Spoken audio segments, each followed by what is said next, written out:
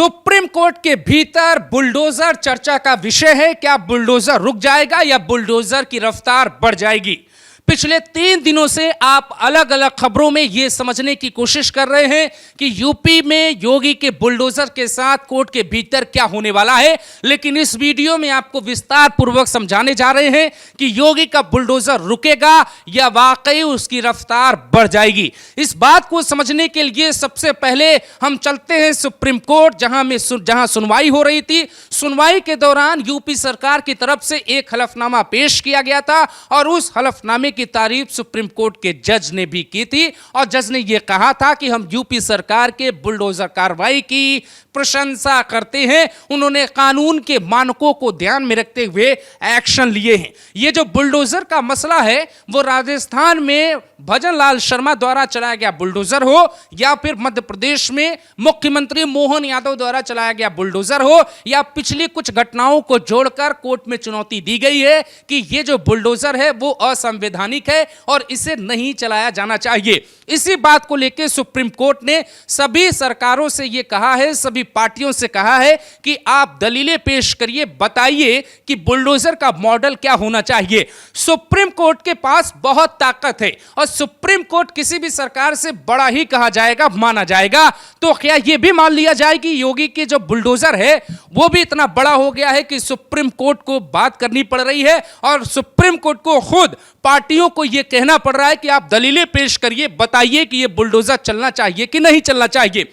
अब इसमें समझने वाली बात दोस्तों यह है कि जब सुप्रीम कोर्ट ने यह कहा कि बुलडोजर असंवैधानिक शब्द का इस्तेमाल नहीं किया था, बुलडोजर आरोपी या दोषी किसी पर भी नहीं चलाया जाना चाहिए, उसी दिन योगी का बुलडोजर गाजियाबाद के साहिबाबाद मंडी में गरजा था। उसके बाद 2 दिन बाद 4 सितंबर को बदायूं में एक धार्मिक स्थल तोड़ा गया। 4 सितंबर को ही मदरसे को सील किया गया और ऐसी खबरें हैं कि 7 या 8 तारीख आते आते मदरसे पर बुलडोजर प्रयागराज में चल जाएगा। योगी आदित्यनाथ चुनावी रैलियों में घूम घूमकर बुलडोजर की खूबियां बताने लगे हैं और बुलडोजर पे खुलकर यूपी की सत्ता की तरफ से बयान भी आने लगे हैं। अब आपका सवाल होगा कि सीधे सीधे बताइए बुलडोजर रुकेगा या नहीं रुकेगा। अब आपको वो भी बताते हैं। यूपी सरकार का बुलडोजर इसलिए नहीं रुकेगा दोस्तों क्योंकि ये जो बुलडोजर चलता है वो उन घटनाओं के बाद नहीं चलता कि किसी ने पत्थर फेंक दिए, किसी ने किसी को मार दिया, किसी ने किसी महिला को छेड़ दिया। उन घटनाओं से अलग यूपी सरकार ये देखती है कि क्या आप यूपी के भूमाफिया हैं, क्या आपने अवैध सरकारी जमीन पर कब्जा किया हुआ है, क्या आपका निर्माण अवैध है, क्या आपके घर का नक्शा पास नहीं है। और उन तमाम कानूनों के तर्क को जोड़कर यूपी सरकार बुलडोजर चलाती है। आपको याद होगा लखनऊ के भीतर एक होटल में आग लगने के कारण कुछ लोगों की मौत हुई थी और उसके बाद योगी आदित्यनाथ इतने गुस्से में थे कि उन्होंने यह तक कह दिया था कि 24 घंटे के भीतर यह होटल ध्वस्त कर दिया जाएगा, यहां पे बुलडोजर चल जाएगा। यह वही बुलडोजर मॉडल है जिसे सबसे पहले मध्य प्रदेश की तत्कालीन सरकार ने यूज किया था लेकिन बतौर मॉडल नहीं यूज किया था। साल 2018 में इस देश में पहली बार बुलडोजर का प्रयोग हुआ था और उसका प्रयोग किया था तत्कालीन मुख्यमंत्री कमलनाथ ने और कमलनाथ सरकार में यह बुलडोजर चला था। उसके बाद जो बुलडोजर मॉडल पैदा हुआ असल में वो शुरू हुआ विकास दुबे के प्रकरण के बाद, उसके बाद रुकने का नाम नहीं लेता है। सरकारी आंकड़े ये दावा करते हैं कि 128 बार बुलडोजर का इस्तेमाल हिंसा भड़काने और सांप्रदायिकता व्यवस्था बिगाड़ने को लेकर आरोपियों के ऊपर बुलडोजर चला। योगी सरकार हलफनामे के साथ कोर्ट में यह भी पेश करने वाली है, बताने वाली है कि बुलडोजर यूपी को क्यों चाहिए। पहला इसलिए क्योंकि माफिया मुक्त यूपी होगा तो इन्वेस्टर आएंगे, लोग रोजगार करेंगे। जैसे बांग्लादेश में जो माहौल पैदा हुआ उसके बाद बड़ी बड़ी कंपनियां वहां से पलायन करने लगी। आपको याद होगा कि कभी गुरुग्राम जिसे गुड़गांव कहा जाता था उसकी बड़ी वैल्यू हुआ करती थी और गुरुग्राम की जो जमीनें थी वो बहुत महंगी हो रही थी, बहुत तेजी से रफ्तार भाग रही थी। जितनी भी मल्टी कंपनियां होती थी, जितनी भी हाई प्रोफाइल कंपनियां होती थी वो गुरुग्राम की तरफ अपना रुझान कर रही थी, लेकिन जब से यूपी में योगी आदित्यनाथ आए हैं, अपराध को बुलडोजर से कंट्रोल किया है, माफियाओं को बुलडोजर से दबाया है और सभी अपराधी प्रवृत्ति के लोगों के घरों पे बुलडोजर चलाया है। उसके बाद उद्योगपतियों में और रोजगार बांटने वाले घरानों में इस बात की चर्चा है कि गुरुग्राम से ज्यादा सेफ नोएडा हो गया है, ग्रेटर नोएडा हो गया है।